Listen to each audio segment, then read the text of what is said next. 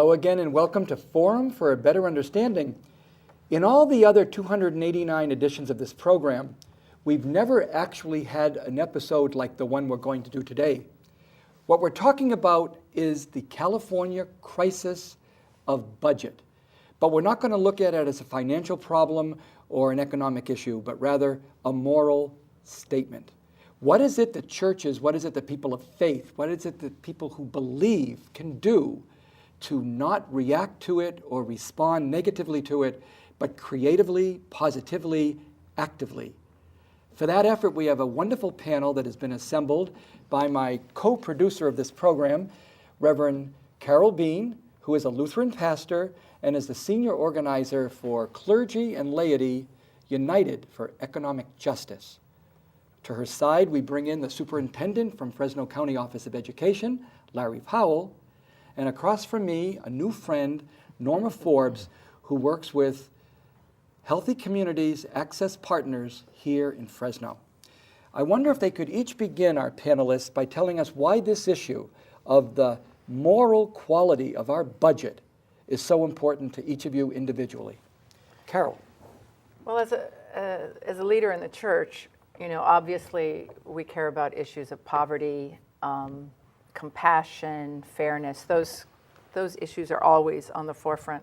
But I think for me, what I've seen awaken as people come to clergy asking, what do I do about paying my bills and my health care and my house is being closed? And we're beginning to see it revealed exactly what God says is how interconnected we are. And I really believe that the economy and how we deal with our budgets reveals who we are as a community and as a nation. Thank you very much. Larry, superintendent, where does it hit you? Well, our families are the ones that are impacted. Our job is to educate kids, give them an opportunity for a great future. The problem is that families become disintegrated when they don't have resources. When more pressures are put on families, we end up with families that fight with each other, moms and dads that don't get along. The economic pressure stresses the entire fabric of a family. So I'm not looking at just the budget cuts, teachers gone, I can't go out for sports, I can't do those kinds of things. But what happens very clearly is the family begins to disintegrate, the moral fabric of the society begins to disintegrate, and everybody loses. I want kids being educated very well, but they need to be in healthy, productive homes to do that. Thank you, Larry. Norma, from your point of view. Well, children are our future, and we really believe, I personally believe, that as a society, we need to protect them, we need to support our families in being able to nurture them. We want children to be able to lead a full, productive, healthy life, and these budget cuts really are negatively impacting the ability of the healthcare system to do that. Concretely, Carol, looking at the broadest picture of this, where do you want to begin our conversation? Well, I think for me, one of the most difficult parts is I see a society that pits people against each other. And in the debates that we have around the budget, what I see is business is pitted against community, social services, jobs, that we somehow say that we can't have a strong economy unless we cut out those who are the most needy, unless we stop investing in schools and healthcare, and that we just keep pouring money into those who are going to who have the most money in the first place. So I'm most concerned about our businesses having a culture that's pitted against community health and the common good. Larry, as an educator, and we have a little chart to maybe help, where are you seeing this concretely in your work every day? Well, we're going to lose teachers, and teachers are the first line of defense with students in a lot of ways, of giving them hope, giving them a sense of where they can go, helping them understand the world that they live in, connecting them to their families even. And we have a lot of issues with the multicultural side of things as well, because we're very diverse. but we're looking at all kinds of extra co and curricular activities being cut. We're looking at benefits for teachers being cut, which means the really good teacher is going to look other places for jobs. And so I've spent a lot of money training somebody to do a really good job. Now I'm losing them. So we're losing a lot of the progress that we've made over the last 4 to 8 years is going right down the tubes with these budget cuts. Norma, from the Health and Social Services, there is a little chart also. Can you help us appreciate every day what you in your work are seeing the wall you're against? Well, we're seeing more and more children that do not have health insurance. We've been working for 5 years to be able to get a targeted 35,000 children in Fresno County into health insurance programs. And we're losing ground. Families are unemployed, and more children are without health insurance benefits at all. I also really see that this budget forces not just the business focus and competition, Carol, but also that we have education pitted against the healthcare system. Right. And what we try to do is look at the children as a whole, that the funding should be so that education and health are both essential elements for a child. And it really splits that into we're all fighting for scarce resources, which isn't helping the families. Now, compounding those two issues of education and healthcare, there's something you might want to bring up, Carol, with your chart about the elderly and where we're hurting people at both ends of their lives. Yeah, and I think there's a graph, I'm hoping that we can show it, but this just looked at 9 California counties. And it talks about, it says up there, IHSS recipients. Basically, those are seniors who rely upon in-home health care services. And the thing that's frightening about this, and this is only 9 counties in California, almost 200,000 recipients over age 65, that the cuts that are being proposed by Governor Schwarzenegger would reduce services so greatly that 90% of those of that 200,000 would lose the ability to have help to shop for food. They'd 89% lose the ability to have basic services that they can get. 94% lose the ability to have someone with them who lives alone. Wow. And then another 86%, if you're cognitively impaired, someone to help you. Now, what's frightening about this is that it seems as if we're penny wise and pound foolish. Because if we're going to cut these kinds of services for our elderly, for our disabled, then they no longer can stay at home. And if they can't stay at home, where do they go? They go to nursing homes. And then the state is picking up the tab to pay for those who are in nursing homes. And I know that people are healthier and happier, and it's cheaper for us, which is, you know, for me as a pastor, I don't want to talk just about it being cheap, but it saves us money not to do this. So the fact that they would propose cutting every single home care service worker, which then also reduces jobs, is absolutely madness in order to protect those who don't want to pay a little bit more on the wealthiest end for some of the services that others need.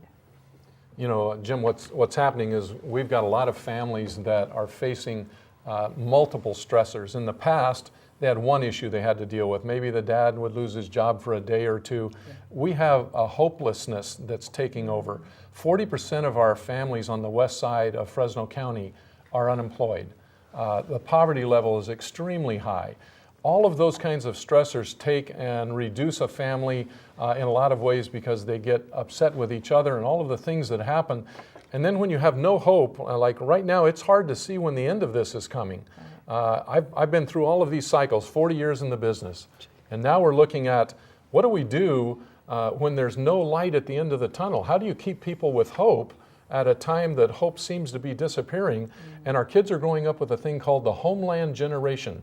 That's the generation that is living with terrorism and fear and a malaise that has not existed before.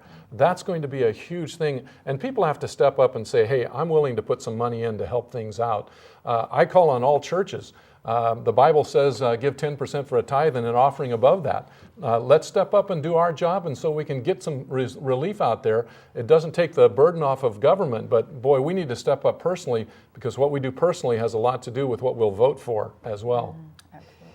You know, unfortunately, we have gotten to the half point of this fantastic program, so I want to thank our original panel for being here today.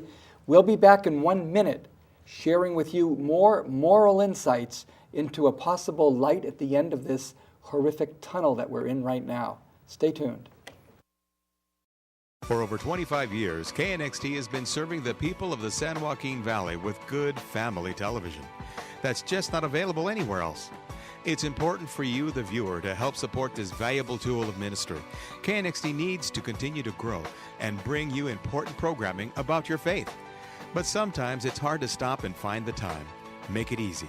Go to knxt.tv and find out how easy it is to support your Catholic television station, KNXT TV. Welcome back to the second part of our program, which is talking today about the California budget crisis as a moral issue. We have two new panelists who are with us today. In the center of our table, we have the Reverend Dr. Logan, all the way from LA, who will tell us his commitment to this project. And across from me is an old friend, not that he's old, but he's a friend that I know for a long time, and that would be Father Mike McAndrew, who is the director of the Office of Multicultural and Campesino Ministry for the Diocese of Fresno. Welcome, Louis and Mike. Maybe you could begin, Louis, by telling us your personal commitment to this issue and why you see it as definitely a moral concern in your own life and in the church. Well, first of all, thank you so much for the opportunity to be with you on this broadcast. And let me just say, perhaps the press of being a pastor, a shepherd to a flock, and seeing the devastating effects that this precipitous series of budget cuts has had on our flock, those who are unemployed. Of course, I serve a community that's already somewhat underserved, so to have these cuts on top of already being underserved is of a particular concern of mine, and it drives my passion to be involved in some type of substantive redress. Mike, from your angle in the directing of this wonderful multicultural and campesino ministry, where do you see it tying in with budget cuts? Well, one of the things that fascinated me with Larry speaking a little earlier today was Larry was commenting about how many stressors are placed on people's lives. And one of the things, stressors that I find in the ministry that I'm doing, is I'm working with people who are immigrants or recent arrival, whether they are from Latin America or from Asia or for other parts of the world. And the stress that's placed on families by being in a new country, in a new place, understanding the lives of their children, their lives here, it's placing a stress on society that these budget cuts are going to affect them, especially when it comes to issues of health and services that are given to them, health and education. This next question and all the others are to anyone who wants it, and it's worth 10 points. The first one is, what moral principles should possibly or definitely guide the budget process? Oh. Even one of them, Louis. Absolutely. When I think about the press of Scripture, particularly from Isaiah 58, that talks specifically about addressing the issues of the poor, dealing with the needs of those who are underserved again, the contradistinction to a people who are involved in religious activity, but not in terms of righteous activity on behalf of the underserved, I think is at the very core of the moral imperative. Absolutely. And I'd like to bring up Bishop Steinbach recently wrote a wonderful statement he gave to us on January 25th to all the priests here. And he spoke about Jesus Christ. Who were his friends? Who did he walk with? He says, he walked with the lepers, with the lame, with the deaf. He walked with the tax collectors and the sinners. That's what he was most condemned for. He ate and drank with tax collectors and sinners. And yet, who are these people today in our midst? Right. Who are the ones who are the most abandoned? And they are the people who are on the margins of our society, whether they are farm workers, whether they are sick, whether they're young or they're elderly. All of our communities are experiencing people on the margins of our society that are missed by so many ways of the blessings of the bounty of this country. And those people need our care. And we are our brother's keeper. That's So what it's I'm about. going to challenge you a little bit, because I think both your answers are exactly what people expect the church to say. I think that where we have not challenged our people well enough is around those who have power, who have material wealth, to understand the spiritual formation of how to actually use and distribute those well. And I think those principles, like fairness, like good stewardship, Absolutely. like absolute reasonableness around what we do with this budget. When we talk about the level of cuts that are coming or proposed, and every year we hear them, and I was sorry Norma wasn't able to share that she says every year we're defending this position of please don't cut, and we're not having a spiritual viewpoint about what it means to reasonably deal with cuts. Not one family would say, we have someone who's healthy and strong, and we have some of the weaker, more vulnerable ones. Well, sorry, we're just going to cut you out and take care of only the ones that are the strongest. Yep. We talk about shared sacrifice, we talk about reasonable approach, but it seems as if when our people get into places of power, all they think about is money. That's great. Well, I think the one thing that's missing, and I appreciate the fact that you have brought that juxtaposition up, because it does sort of say that instead of us trying to justify why we should exist and have these services, we're asking, well, why are you trying to cut us out and kill us off? I mean, are we not all human beings? Do we not all have a right to exist and actualize our potentialities? And I think that the issue of a vision, where there is no vision, where there's no standard, the people perish. And I would, put the burden of responsibility for purporting a vision that includes everybody comprehensively and specifically is what is missing here. I mean, so what? You cut all of these programs out. Okay, what are you offering as an alternative? And to me, that's the other moral imperative. That's the other spiritual dynamic that is missing in terms of those who have the opportunity through authority to cast vision, to provide an understanding of what's possible. Proverbs 29:2 says that when the wicked are in power, the people mourn. But when the righteous are in power, the people rejoice. The people are mourning right now. No question. What is one thing that right now would be a concrete proposal to put on the table for what could be done? Carol threw out a challenge. What is it that the churches are going to do differently than, quote, the great prophets, which is a great way to start. So where would you want us to go, Carol or Mike? What is it we're going to do differently? Why don't you start? Well, I think that's a real challenge to us, because it's not something that's going to be easy. One of the problems comes that if the infrastructure is taken away from us, the infrastructure of providing the services that are needed, it places the people in a position where many of our helpers, the people who are working in our schools, in our healthcare, in our social services network, they don't have the resources themselves to simply respond to the needs of people. Yep. And we need to create systems and structures that gives them the right to be there, the availability to actually help a person sign up for the benefits they can get. One of the problems that's coming up in this whole process, in my opinion, is we've cut out the structures to help people find where they can get help. And you end up with a family that is just up against it. And we need to have much more in the infrastructure of our society than we're giving right now. We just don't have the channels. And we're blocking off a lot of things over issues that are sound good politically, but they're economically ridiculous. The issue that you brought up about the healthcare work in the homes. And so you cut out the money for home healthcare workers, and society's going to pick up the tab for all the extra costs of when those people get put into socially subsidized institutions. It's like we don't see the end of that. We don't provide enough for education, And we see the results? We see the results in having to build more prisons. We have a society that's not giving the support to form a society that can function together. So what has to happen, I think, too, is that we know that the answer is not going to come top down. It's got to go bottom up.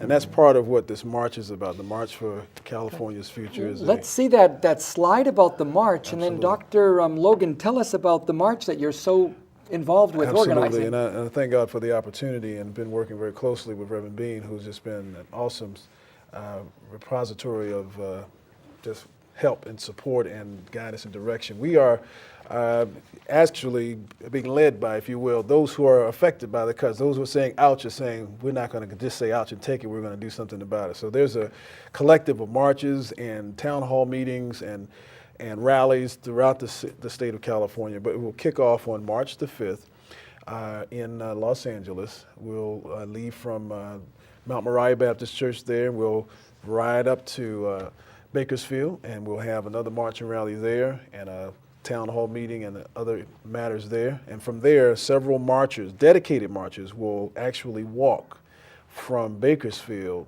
for the next, 48 days, all the way up to Sacramento, as a way of demonstrating through the various towns and places along the way. They'll be in Wasco and Tulare and Allensworth on the 10th. They'll be in Fresno, right here in Fresno, and they'll be in Chowchilla and all of those major metropolises, all the way up that's Highway 99. Fresno on the 23rd, which is the day after this. The day after the show. initial airing of this program. So if you're watching it on the Monday night, on Tuesday, God willing, and what will happen when the marchers get here? What will they do?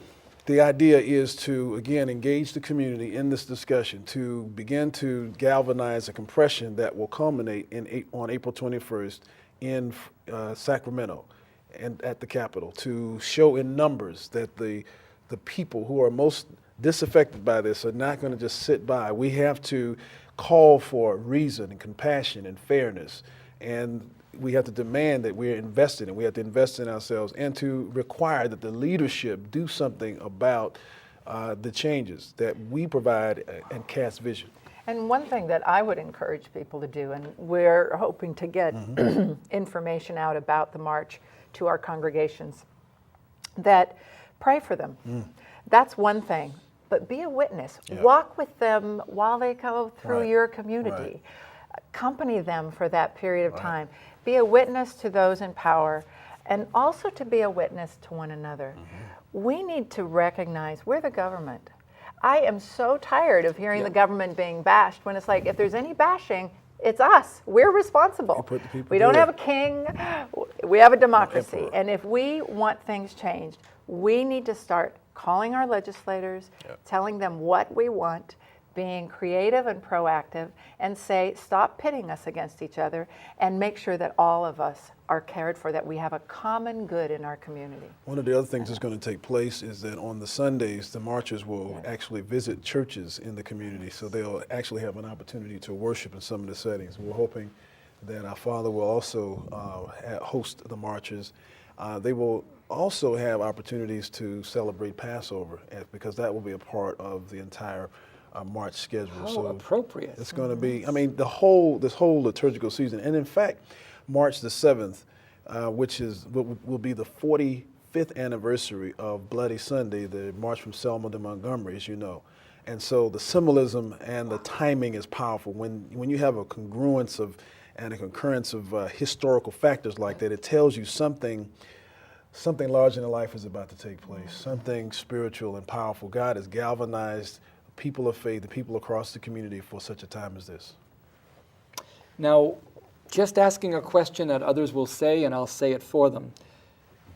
Yeah, but we've got this monstrous deficit. We're 20 billion short. So I'm sorry, but them's the numbers. How do we not accept that reality of coming up 25% short in a budget, to saying Wrong question, Jim, and wrong excuse. Who wants to opine on You wanna this? start? What's the alternative to saying, yeah, you're right, we're in a real mess and we're going to live with it? That's a great question, and it's where people go. We have the possibility of tax reform, and I know it's a horrible word, taxes, but tax reform that would actually close some tax loopholes, that the wealthiest in our state would be able to begin to share a bit, so that there's a shared sacrifice, so that the balancing the budget is not on the backs of the poor. We also have the only state in the nation that does not tax oil revenues, and so that's a tax. The cuts that have been done could go back to, well, you have some of the figures back to 1991.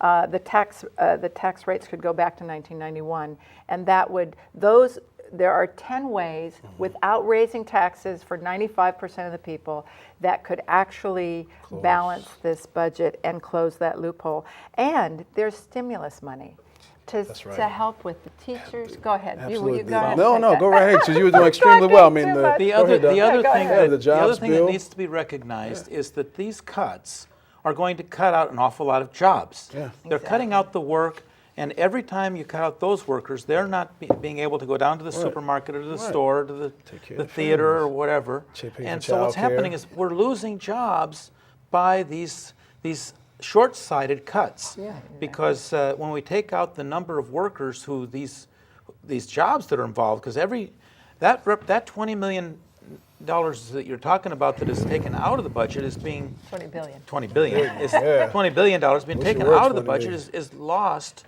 in the production in jobs that are created by that, and so we end up it's a multiplier in the loss of jobs rather than gaining anything for the state at all, because when we do these things that are short-sighted, rather than seeing the whole of what's happening, we end up losing the sight of our own job production.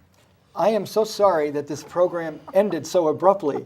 We had so much good to share. I hope you've enjoyed this 1/2 hour look at not a problem, but a challenge. It's something we can do. And if you have gotten energized by this program, call us at Channel 49 and let's continue the conversation. Till next time, God bless.